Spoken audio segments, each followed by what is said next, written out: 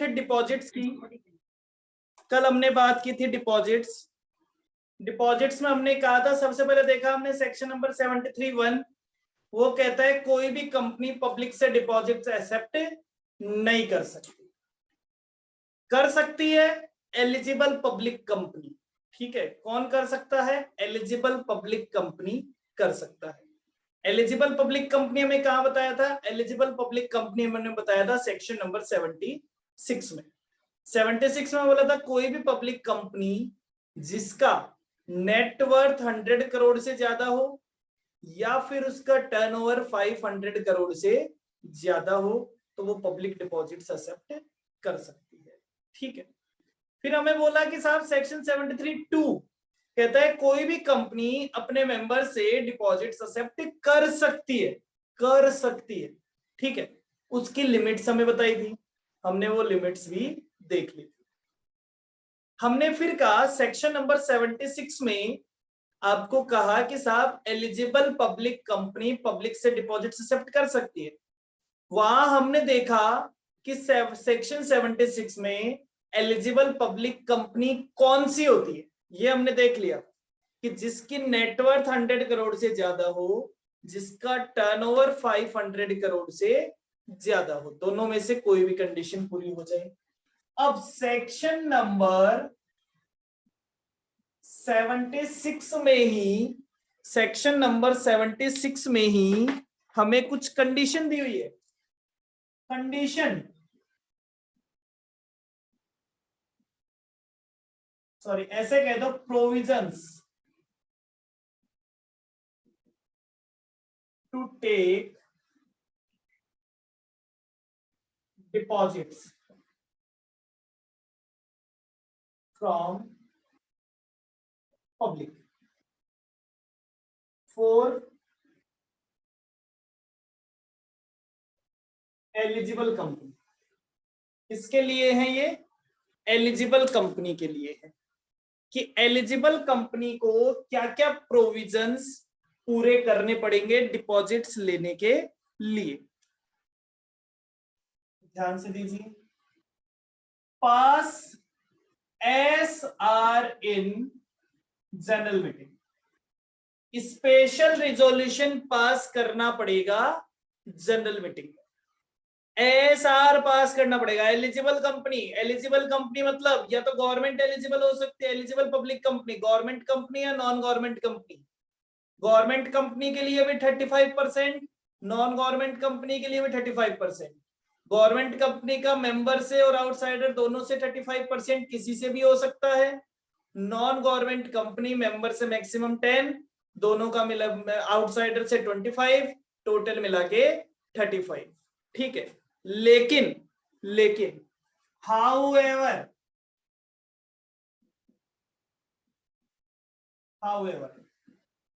if however if present borrowing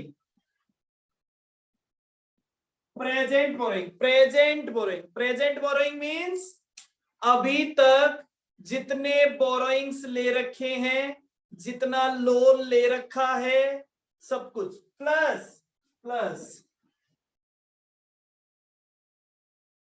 proposed borrowing. Present borrowing जितना loan ले रखा है, जितना लोन ले रखा है। प्रपोज्ड बोरोइंग जितना और लेने वाले, जितना और लेने वाले हैं। More than equal to, more than equal, sorry more than equal to. तो फिर क्या करेंगे? तो फिर क्या करेंगे? प्रेजेंट बोरोइंग और प्रपोज्ड बोरोइंग, प्रेजेंट बोरोइंग और प्रपोज्ड बोरोइंग दोनों मिला के अगर क्या है साहब, अगर दोनों मिला के, एक सेकंड वेट कीजिएगा, एक सेकंड, एक कॉल लेना पड़ेगा, एक सेकंड।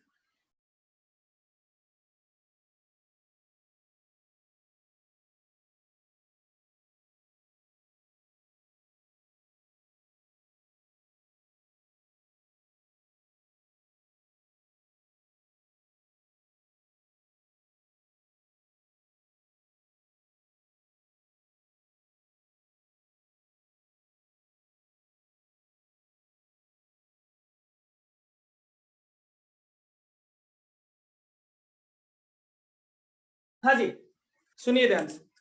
तो ये कहता है कि अगर प्रेजेंट बोरोइंग मतलब जितना लोन आपने ऑलरेडी, जितनी बोरोइंग्स आपने ऑलरेडी कर रखी है। प्रपोज्ड बोरोइंग मतलब जितने और लेने के लिए प्रपोजल्स लगा रखे हैं, अगर इन दोनों का टोटल सॉरी मोर देन नहीं लेस देन, ये कम हो, ये दोनों का टोटल कम हो, किससे कम हो? वही वाला पहले वाला आइटम, कंपेयर हमेशा किससे होगा? Paid up share capital plus free reserve plus security premium. ये लो सर। तो हमने कहा कि प्रेजेंट बोरोइंग और प्रपोज्ड बोरोइंग अगर कम है या बराबर है किसके? Paid up share capital, free reserve या सिक्योरिटी। ऐसा भी आप कह सकते हैं कि जितने आपने बोरोइंग कर रखी है या करने वाले हैं, वो अगर paid up share capital, free reserve और सिक्योरिटी प्रीमियम के बराबर है या उससे कम है, then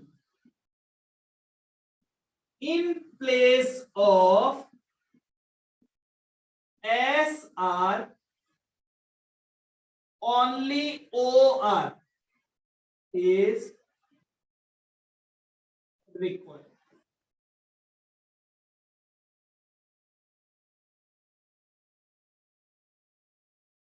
ये लीजिए सर, क्लियर? तो ये कहता है कि अगर कोई भी एलिजिबल पब्लिक कंपनी पब्लिक से डिपॉजिट्स एक्सेप्ट करना चाहती है तो उसे स्पेशल रिजोल्यूशन पास करना पड़ेगा। स्पेशल की जगह स्पेशल ना करके ऑर्डिनरी रिजोल्यूशन पास करना पड़ेगा अगर उसका present borrowing plus proposed borrowing उसकी paid up share capital, free reserve और सिक्योरिटी प्रीमियम के बराबर है या उससे कम है, तो उसे स्पेशल रिजोल्यूशन पास करने की जरूरत नहीं है। उसे केवल क्या करना पड़ेगा? उसे ऑर्डिनरी रिजोल्यूशन ही पास करना पड़ेगा। डन? समझ गए?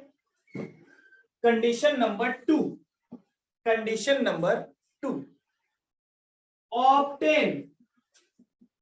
Obtain credit rating.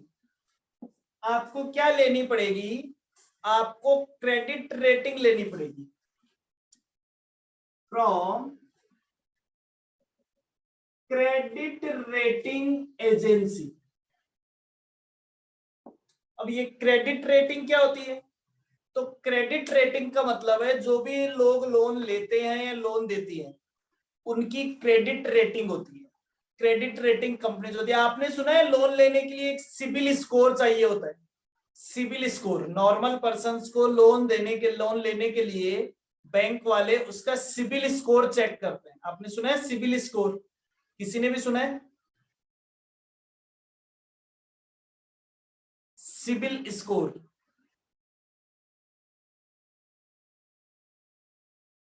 मतलब उसकी क्रेडिट वर्दीनेस चेक की जाती है कि क्या ये पर्सन लोन लेने लायक है।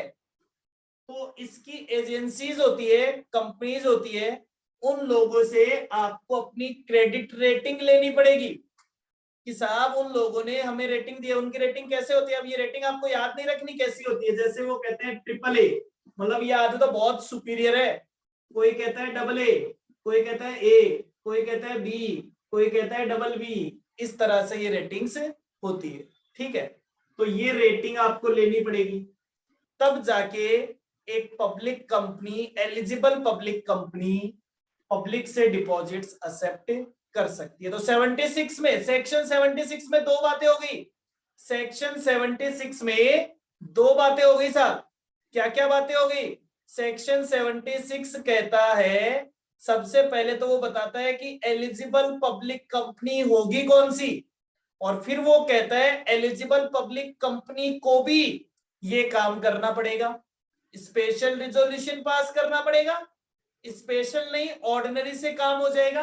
अगर आपका जो बोरोइंग्स और प्रपोज्ड बोरोइंग्स है वो paid up share capital, free reserves और सिक्योरिटी प्रीमियम के बराबर या उससे कम है तो आपका काम हो जाएगा ऑर्डिनरी से भी। और आपको क्रेडिट रेटिंग एजेंसी से क्रेडिट रेटिंग अप्लाई करना पड़ेगा। डन, ये पॉइंट क्लियर है भाई?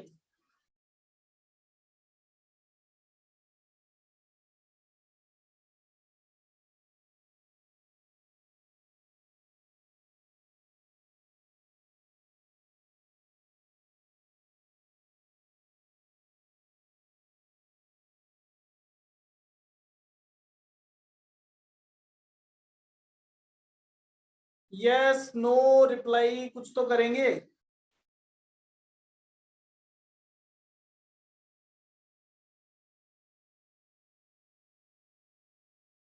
एकता यस, ठीक है। अब बात आता है कि सेक्शन 73(1), बताइए सेक्शन 73(1) क्या कहता है? सेक्शन 73(1) किस बारे में? सेक्शन 73(1) किस बारे में?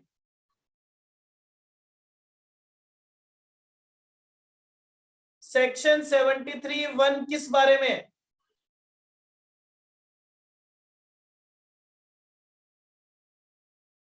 सेक्शन 73(1) किस बारे में है?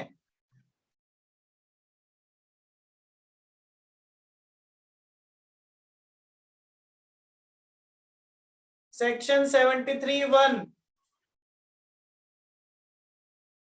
शॉर्ट में बता दो, क्रक्स बता दो, केवल एक आधे लाइन एक वर्ड में बता दो।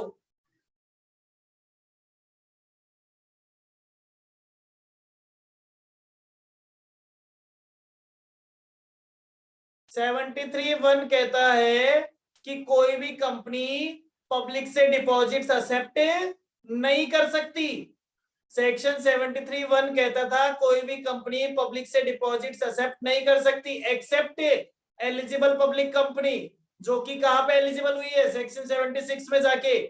लेकिन कुछ कंपनियां ऐसी है जिन पे सेक्शन 73(1) अप्लाई नहीं होता। सेक्शन 73(1) अप्लाई ही नहीं होता। किस पे नहीं होता भैया? किस पे नहीं होता? ध्यान से सुनिए, ध्यान से सुनिए।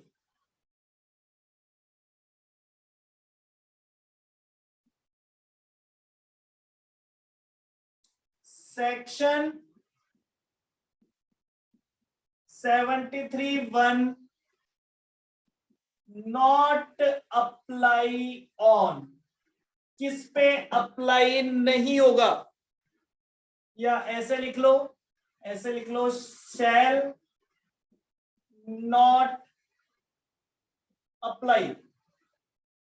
किस पे अप्लाई नहीं होगा? पहला, बैंकिंग कंपनी। बैंकिंग कंपनी, अरे बैंकिंग कंपनी का काम क्या होता है? बैंकिंग कंपनी का काम ही होता है लोगों से पैसा लो और दूसरे लोगों को पैसा बांटो। आप कह दोगे कि भाई बैंक ही अगर लोगों का पैसा जमा नहीं करेगा, बैंक में ही पैसा डिपॉजिट नहीं होगा, तो फिर तो इनका काम ही बंद हो जाएगा। तो इनको तो आपको छूट देनी पड़ेगी पब्लिक से पैसा लेने की। तो बैंकिंग कंपनी को छूट होती है साहब, वो पब्लिक से डिपॉजिट्स एक्सेप्ट कर सकती है। बैंकिंग कंपनी के बाद एनबीएफसी। एनबीएफसी का मतलब नॉन बैंकिंग, लेकिन वो कौन सी कंपनी है? फाइनेंस कंपनी है, non banking finance company, NBFC, non banking finance company, NBFC. NBFC का मतलब क्या होता है? जैसे अब तो एयू बैंक बैंक बन गया, उससे पहले ये क्या था? थोड़े दिन तक वो एनबीएफसी था।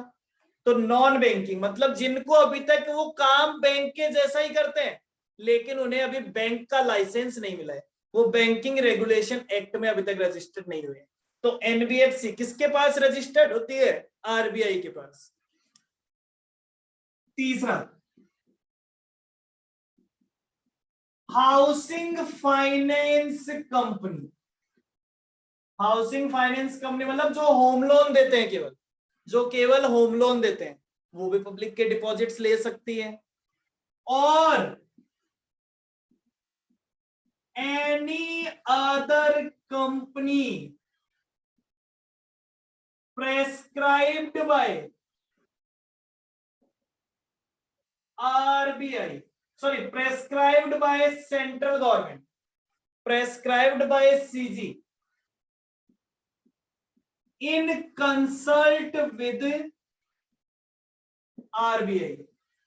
तो भाई आरबीआई से कंसल्ट करके सेंट्रल गवर्नमेंट और भी किसी कंपनी को ऑथराइज कर सकती है कि आप पब्लिक से डिपॉजिट्स एक्सेप्ट कर सकते हो, हम आपको अलाउ करते हैं, और हमने ये बात आरबीआई से कंसल्ट करके की है। डन। तो इन पे, इन कंपनियों पे सेक्शन 73(1) जो है वो अप्लाई नहीं होता है। ठीक है साहब, क्लियर है? सेक्शन 73(1), सेक्शन 73(1) कहता था कोई भी कंपनी पब्लिक से डिपॉजिट्स एक्सेप्ट नहीं कर सकती। फिर हमने कहा कर सकती है। एक तो वो एलिजिबल पब्लिक कंपनी जो सेक्शन 76 को पूरा करती है, और इन पे 73(1) लगता नहीं है, तो ये चार तो यहां पे आ गए, और एक एलिजिबल पब्लिक कंपनी, 5 लोग पब्लिक से डिपॉजिट्स एक्सेप्ट कर सकते हैं। Done, clear?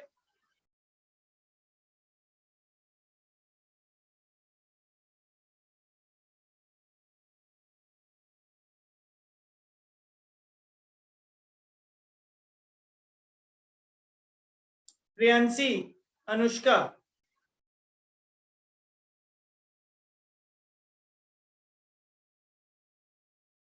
क्लियर है?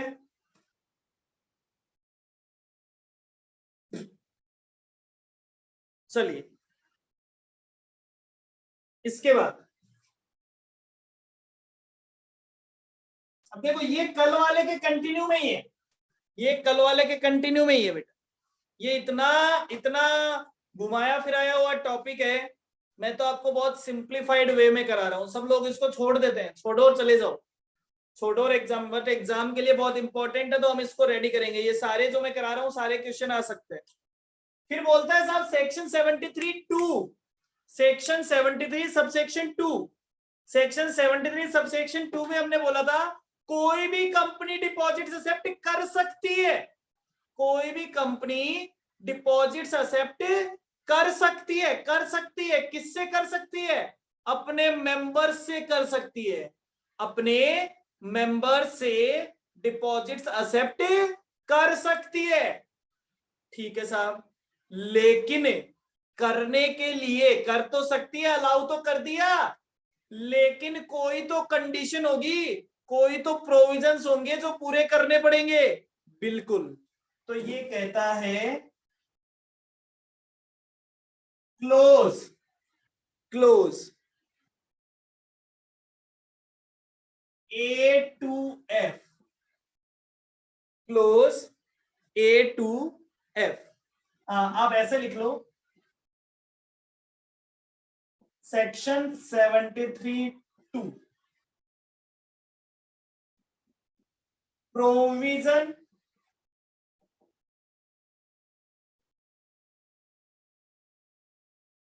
required to fulfill for accept deposit from member। तो मेंबर से डिपॉजिट करने के लिए सेक्शन 73(2) में आपको ये क्लोज, तो अब इसके लिए क्या करना पड़ेगा? Close A to F, clause A to F। अच्छा, A to F, A to F कितने क्लोज होते हैं? A to F, A से लेके F तक कितने क्लोज होते हैं? A से लेके F तक कितने क्लोज होते हैं?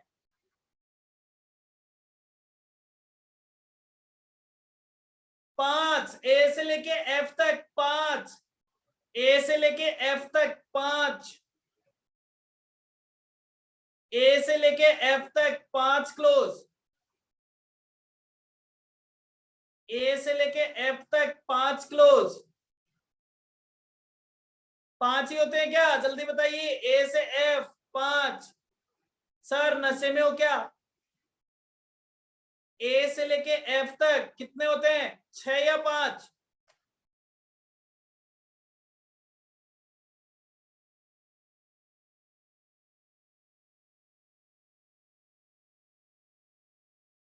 बेटा 6 नहीं होते, 5 ही होते हैं। क्लोज डी जो है, क्लोज डी जो है वो क्या है, वो हटा दिया गया। पहले था, फिर क्लोज डी को अमेंडमेंट लाके हटा दिया। तो ऐसा नहीं है पिछले वाले क्लोज ई डी बन जाएगा, एफ ई बन जाएगा, वो वैसे के वैसे ही रहेंगे। ठीक है, तो ध्यान दीजिए, क्लोज ए, क्लोज ए आपको क्या कहता है? क्लोज ए आपको कहता है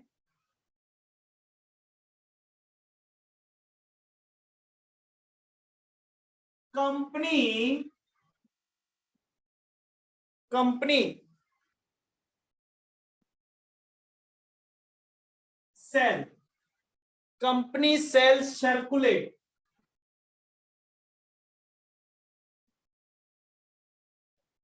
to its members, company shall circulate to its member a circular, a circular of deposit, a circular of deposit in form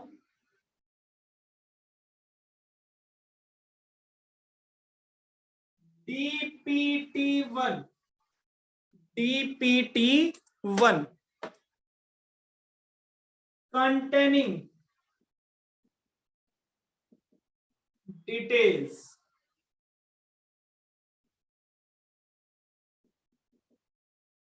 क्या क्या डिटेल होती है उसमें, क्या क्या डिटेल होती है उसमें? लेटेस्ट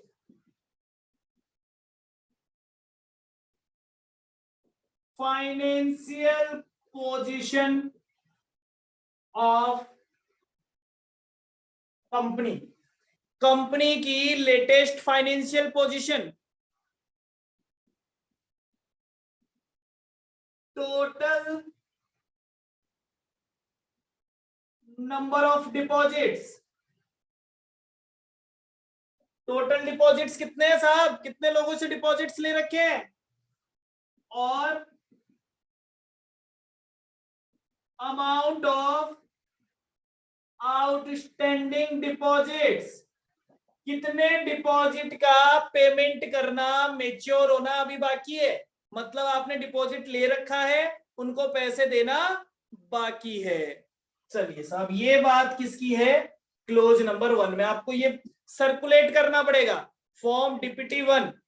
अगर आप अपने मेंबर से डिपॉजिट लेना चाहते हो, ले सकते हो, अलाउ है, हमने आपको अलाउ कर रखा है, आप ले सकते हो, लेकिन आपको फॉर्म डीपीटी 1 सारे मेंबर्स को भेजना पड़ेगा। ठीक है साहब?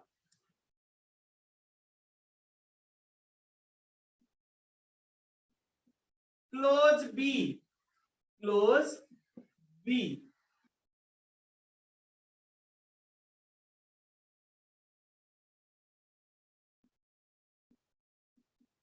Submit, submit DPT1 to ROC, company को ये जो DPT1 है, ये DPT1 है, मेंबर को भेजने से पहले, मेंबर को भेजने से पहले सबमिट करना पड़ेगा आरओसी को, DPT1। क्लास में हूँ, क्लास के बाद कर, क्लास में हूँ, क्लास के बाद फोन कर। Submit DPT1 to ROC, DPT1 जो है वो आरओसी को सबमिट करना पड़ेगा and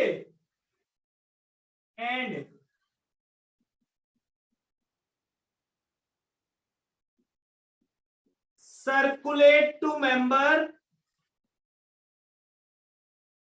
within 30 days and circulate to member within 30 days।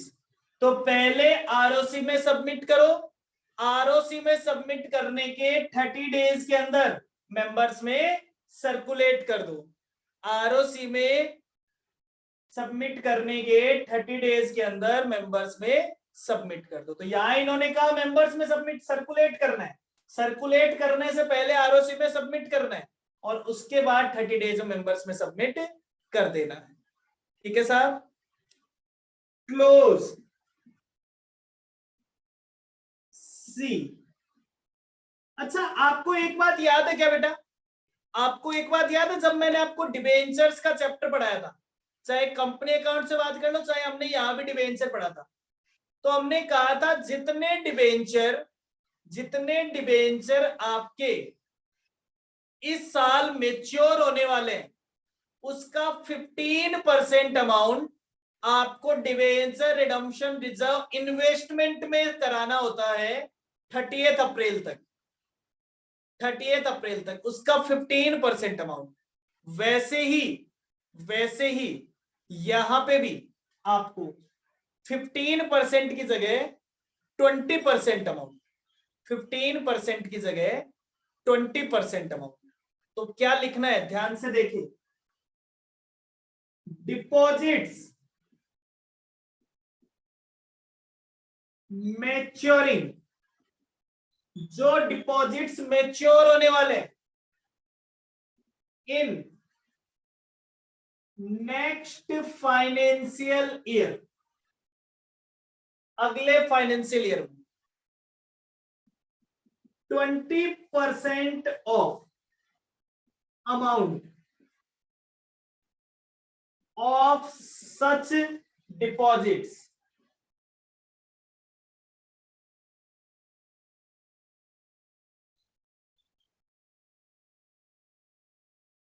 Transfer in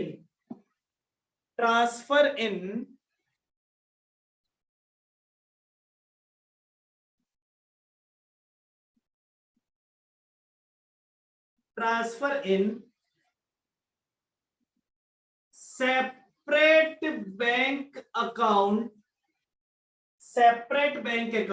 for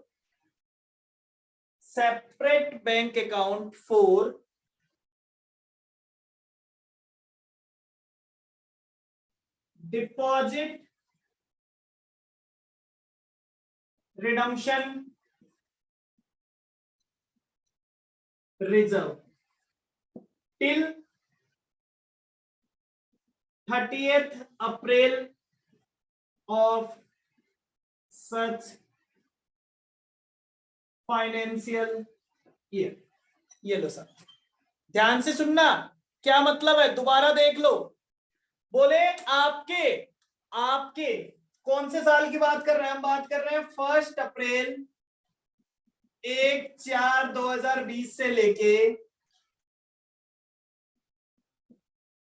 31 मार्च 2021, इस पूरे साल में मान लो 500 करोड़ के डिपॉजिट्स जो है वो मैच्योर होने वाले हैं, मतलब उनका टाइम पूरा हो गया, आपको उनको पेमेंट करना है। तो आपको क्या करना पड़ेगा, आपको 30 अप्रैल 2020 तक इसका 20% अमाउंट मतलब 100 करोड़ रुपए एक अलग से बैंक अकाउंट खुलवा के उसमें रखने पड़ेंगे। किस लिए, फॉर डिपॉजिट रिडम्पशन रिजर्व। वहां पे हम बोलते थे डिबेंचर रिडम्पशन रिजर्व, यहां पे डिपॉजिट रिडम्पशन रिजर्व में 20% अमाउंट आपको जमा कराना पड़ेगा। क्लियर, समझ गए। Point number C,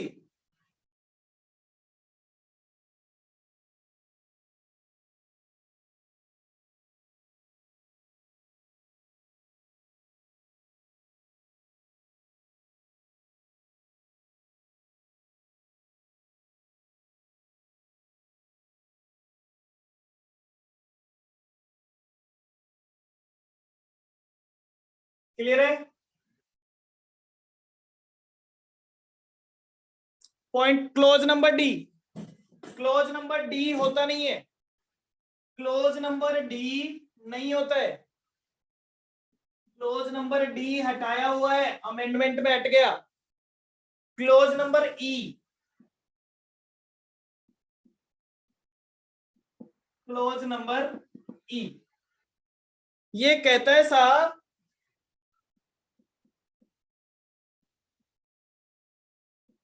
no default in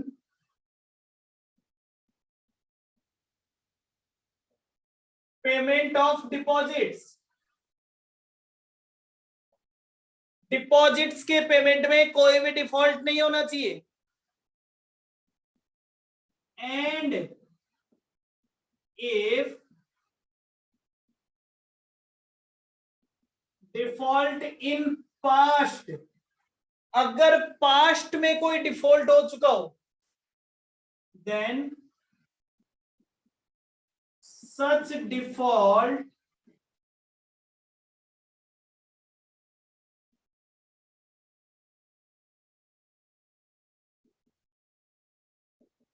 will be rectified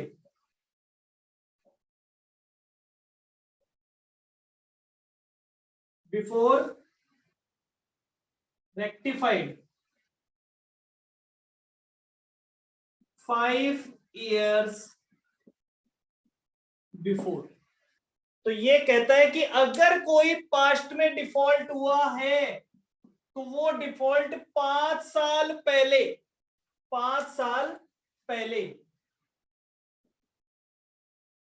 5 years before in past, 5 साल पहले रेक्टिफाई हो चुका हो। अगर आपने अब से 3 साल पहले कोई डिफॉल्ट किया है तो आप मेंबर से डिपॉजिट एक्सेप्ट नहीं कर सकते, 4 साल पहले किया है तो भी नहीं कर सकते, 5 साल पहले किया है तो भी नहीं कर सकते। अगर आपने 5 साल से पहले डिफॉल्ट किया था और फिर उस डिफॉल्ट को सही भी कर दिया 5 साल से पहले, मतलब डिफॉल्ट को सही किए हुए 5 साल से ज्यादा टाइम हो चुका है, तब आप अब डिपॉजिट एक्सेप्ट कर सकते हैं। आप कह सकते हैं साहब हमसे एक गलती हो गई थी, उस गलती को हम सही भी कर चुके हैं, वो भी आज से 5 साल पहले, अब तो डिपॉजिट लेने दीजिए, तो फिर आपको डिपॉजिट लेना अलाउड है। ठीक है साहब?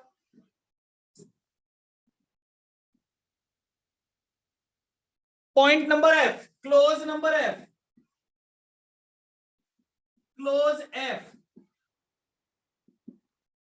डिपॉजिट्स फुल्ली सिक्योर्ड, जो डिपॉजिट है वो फुल्ली सिक्योर्ड होने चाहिए। फिर कहता है दोबारा, इफ नॉट, अगर सिक्योर्ड नहीं है, कोई बात नहीं है, बिना सिक्योर्ड भी ले सकते हैं, बट मेंशन एवरीवेयर, जहां भी डिपॉजिट्स की बात है आपको हर जगह मेंशन करना पड़ेगा, डिपॉजिट इज अनसिक्योर्ड। जहां भी बात है, जहां भी आपके फाइनेंशियल स्टेटमेंट की बात है उसमें डिपॉजिट्स लिखा हुआ होगा, तो जहां पे डिपॉजिट्स लिखा हुआ हो वहां पे आपको मेंशन करना पड़ेगा कि डिपॉजिट्स जो है वो अनसिक्योर्ड है, ये जो डिपॉजिट्स है वो अनसिक्योर्ड है। क्लियर?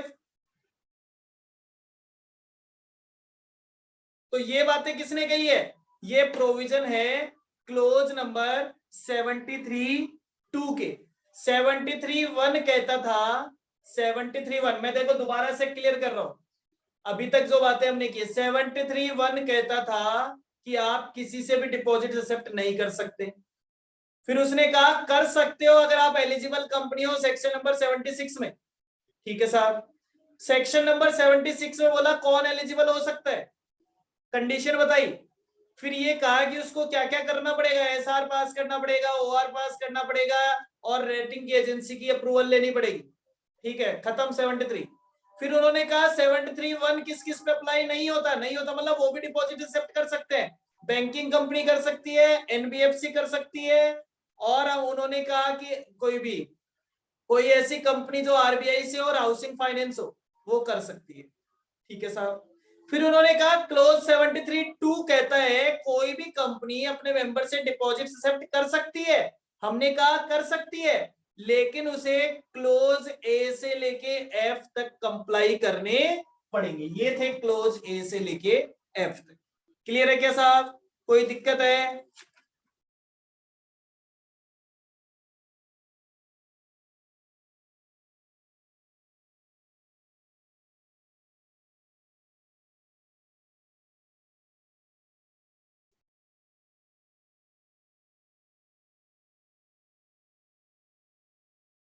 चलिए,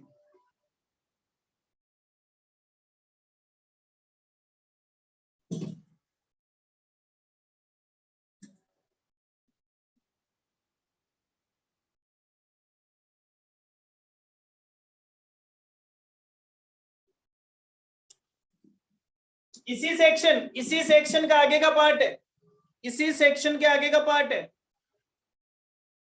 ऑल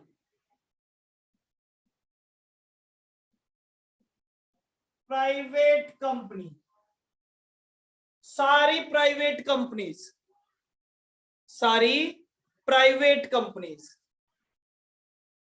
आईएफएससी पब्लिक कंपनी और startup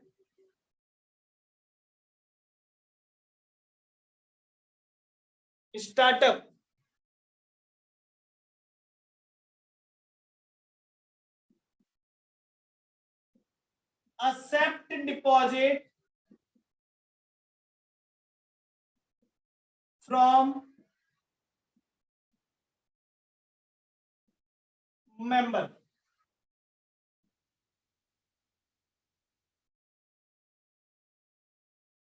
are exempted from section 73(2) A to E.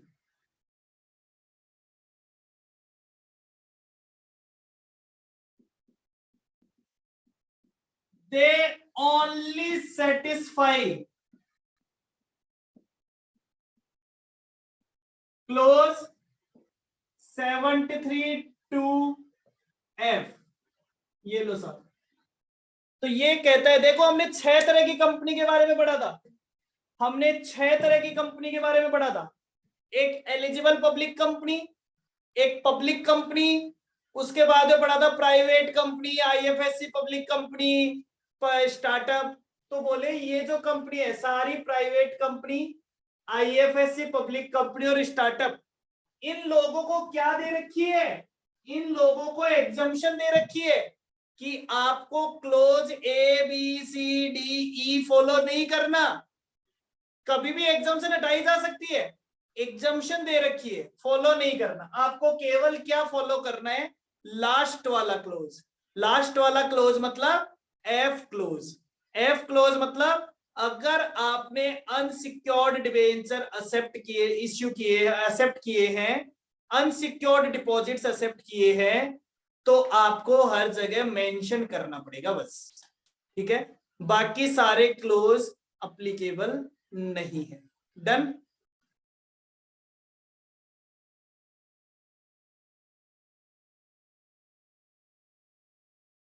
Yes sir. Section 73(5), section 73(5) अलग है। Section 73(4), subsection 4, section 73 subsection 4। if company fails to pay the amount of deposit, साहब deposit का पैसा वापस देने की बारी आई। कंपनी कहती है साहब मेरे पास तो पैसा नहीं है, मेरे पास तो पैसा नहीं है, आप क्या करेंगे साहब, कहां जाएंगे, आप कहां जाएंगे, तो ये कहता है deposit holder, deposit holder go to NCLT for appeal. तो डिबेंचर होल्डर कहां चला जाएगा, डिबेंचर होल्डर कोर्ट में जा सकता है कि साहब कंपनी ने मेरे डिपॉजिट का टाइम पूरा हो गया, फिर भी कंपनी मेरे डिपॉजिट का पेमेंट नहीं कर रही है, कंपनी मेरे डिपॉजिट का पेमेंट नहीं कर रही है। सेक्शन नंबर 73(5) सबसेक्शन 5, 73 सबसेक्शन 5 ये क्या कहता है कि आपने जो deposit redemption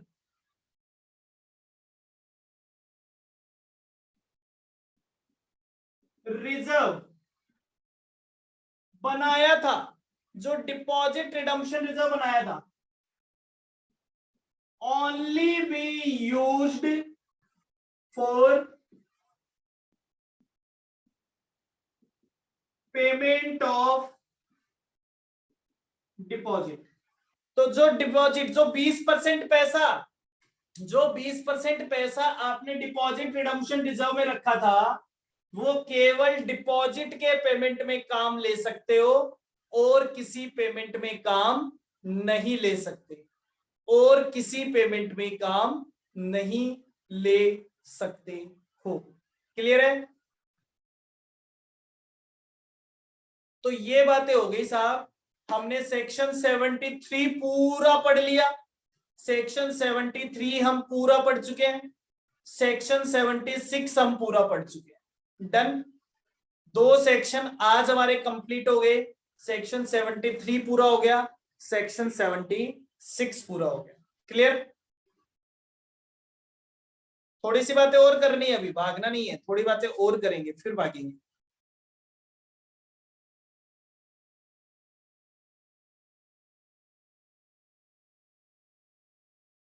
yes sir.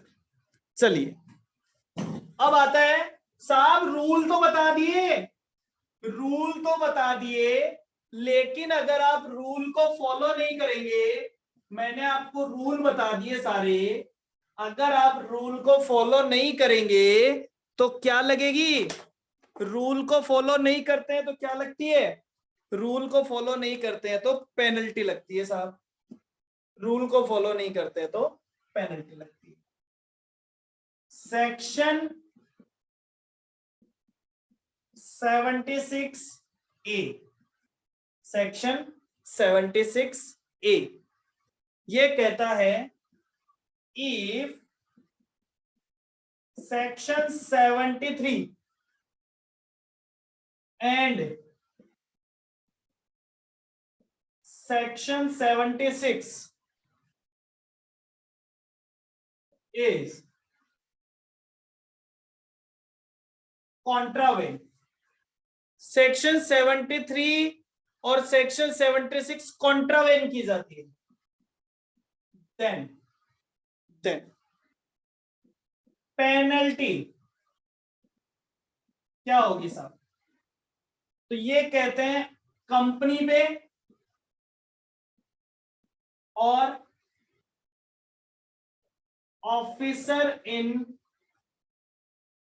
Default पे, कंपनी पे और ऑफिसर इन डिफॉल्ट पे मिनिमम मिनिमम मिनिमम कितनी पेनल्टी लगेगी, मिनिमम पेनल्टी लगेगी साहब 1 करोड़, मिनिमम पेनल्टी लगेगी 1 करोड़ और 2 times of deposit whichever is lower, दोनों में से जो भी कम हो। और जो ऑफिसर इन डिफॉल्ट है जिस ऑफिसर ने गलती की है उस पे कितनी लगेगी? 25 लाख। ये तो बात हो गई साहब मिनिमम की। मिनिमम आया है तो मैक्सिमम भी आएगा। तो मैक्सिमम कितनी हो सकती है? कंपनी पे 10 करोड़, कंपनी पे 10 करोड़, और ऑफिसर पे 2 करोड़ एंड 7 ईयर इम्प्रिजनमेंट। 7 साल की जेल और 2 करोड़ रुपए, ज्यादा से ज्यादा इतना हो सकता है साहब। ये है पेनल्टी कौन सी सेक्शन की? सेक्शन 76A की। डन। यहां तक कोई दिक्कत है?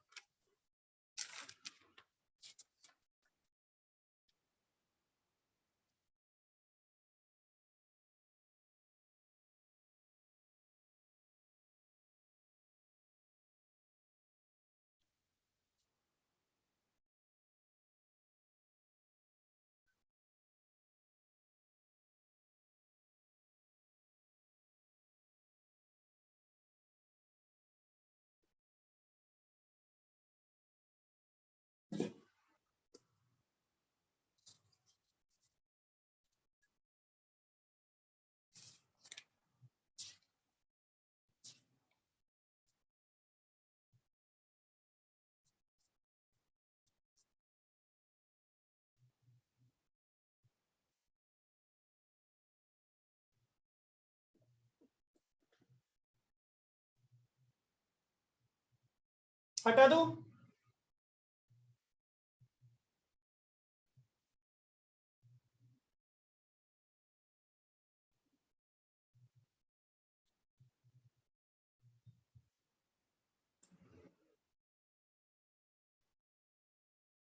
चलिए एक छोटी सी बात और पढ़ लीजिए, बहुत छोटा सा पॉइंट है, बहुत छोटा सा, बस आज का लास्ट पॉइंट है।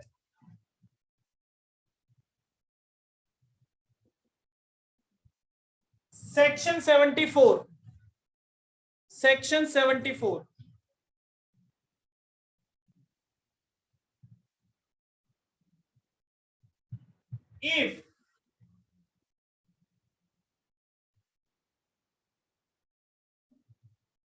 if deposits accepted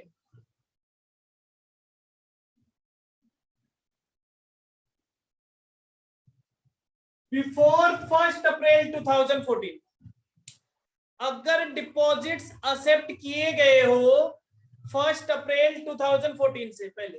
क्यों? क्योंकि ये सेक्शन जो आई है ये सबसे पहले 1 अप्रैल 2014 से आई है, मतलब इससे पहले ही डिपॉजिट का चैप्टर नहीं हुआ करता था। तो ये जो बातें हमें बताई गई ये 1 अप्रैल 2014 से बताई गई। तो बोले क्या करना पड़ेगा? तो उन्होंने कहा section 74(1), section 74(1) file form DPT form 4, file form DPT 4 to ROC within 3 month. भाई 1 अप्रैल को सेक्शन आ गई तो 3 महीने में आप फॉर्म डीपीटी 4, अब डीपीटी फॉर्म में क्या होगा, सारी डिटेल होगी कितने कितने डिपॉजिट्स है क्या क्या है, वो सार डीपीटी फॉर्म 3 महीने के अंदर अंदर फाइल कर दीजिए। 3 महीने के अंदर अंदर मतलब 30 जून तक फाइल करना है, कर दिया। And shall repay deposits with in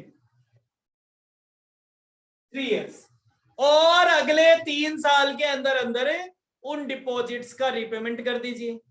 sir अगर किसी का टाइम 3 साल से पहले हुआ तो, और 3 साल से पहले हुआ तो मैच्योरिटी डेट ऑफ डिपॉजिट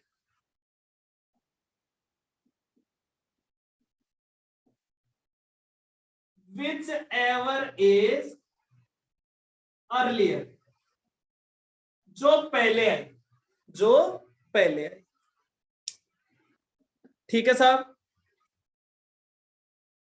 फिर सर किसी कंपनी के पास, उसने तो सोचा ही नहीं था ऐसा कोई कंडीशन आ जाएगा क्या, अचानक से गवर्नमेंट ने कंडीशन लगा दिया, तो कुछ तो छूट दो। तो सेक्शन 74(2) बोला इफ कंपनी अनेबल टू पे, कंपनी के पास पेमेंट करने के लिए पैसा नहीं है, then apply to NCLT for extension। Extension के लिए एनसीएलटी को अप्लाई कर सकते हो। आप कोर्ट में जाके कह सकते हो साहब हमें तो पता ही नहीं था, हमारे अकॉर्डिंग तो हमारे डिपॉजिट्स का 10 साल बाद पेमेंट होना था, हमने तो आज पैसे की कोई व्यवस्था ही नहीं कर रखी, अब हम 3 साल के अंदर पैसा कहां से दें, आप हमारा टाइम लिमिट थोड़ा बढ़ा दीजिए। तो वो कोर्ट में जाके, अब कोर्ट चेक करेगा, सारी कंडीशन को चेक करेगा, फिर अगर ऐसा होता है तो टाइम लिमिट कोर्ट बढ़ा सकता है। अब बात आती है साहब ये रूल तो बना दिया, लेकिन अगर इसमें कोई ब्रीच हो गई, इसमें कोई ब्रीच होगी तो क्या लगेगी, ब्रीच होगी तो पेनल्टी लगेगी। अब पेनल्टी किस पे, पेनल्टी साहब कंपनी पे भी हो सकती है और ऑफिसर पे भी हो सकती है। सर ये वैसी पेनल्टी है क्या जो वहां पे लगी थी, लगभग वैसी है, थोड़ा सा डिफरेंस है। Minimum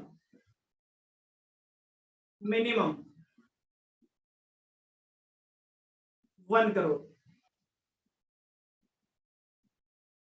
maximum 10 crore. यहां पे वो वाली लिमिट नहीं है 2 टाइम ऑफ डिपॉजिट्स, वो चेक नहीं करना, 1 करोड़ और 10 करोड़ बस। फिर ऑफिसर, ऑफिसर पे 25 लाख मिनिमम और मैक्सिमम 2 करोड़ और 7 इयर्स और बोथ, या तो केवल 2 करोड़ रुपीस या केवल 7 साल या दोनों। ठीक है साहब, ये है पूरा सेक्शन नंबर 74। तो 3 सेक्शन आपने कंप्लीट कर लिए, कौन कौन से कंप्लीट कर लिए, सेक्शन 73, उसमें 73(1) किया, 2 किया, 4 किया, 5 किया। ठीक है, 76 किया, 76 डिटेल से किया, 76 में पहले लिमिट देखी कौन एलिजिबल हो सकता है, फिर क्या क्या कंप्लाई करना पड़ेगा। इन दोनों को फॉलो नहीं करते हैं, इन दोनों को फॉलो नहीं करते हैं तो 76A की पेनल्टी लग जाएगी। फिर बात आई एक्ट चालू होने से पहले, सेक्शन चालू होने से पहले अगर डिपॉजिट एक्सेप्ट कर रखे थे तो उनके लिए बात आई सेक्शन 74 में। Done, clear. अब केवल हमारी इस टॉपिक में एक आइटम बाकी बचा है, क्या बचा है, डेफिनेशन ऑफ डिपॉजिट्स। डिपॉजिट्स क्या क्या होते हैं, डेफिनेशन ऑफ डिपॉजिट्स। कल क्लास रखेंगे केवल डेफिनेशन ऑफ डिपॉजिट्स और इसको एक बार रिवाइज, पूरे डिपॉजिट चैप्टर को रिवाइज करना और डिपॉजिट की डेफिनेशन पढ़ना। डन, क्लियर है। टाइमिंग मैं कंफर्म कर दूंगा, टाइमिंग मैं आपको बता दूंगा, ठीक है।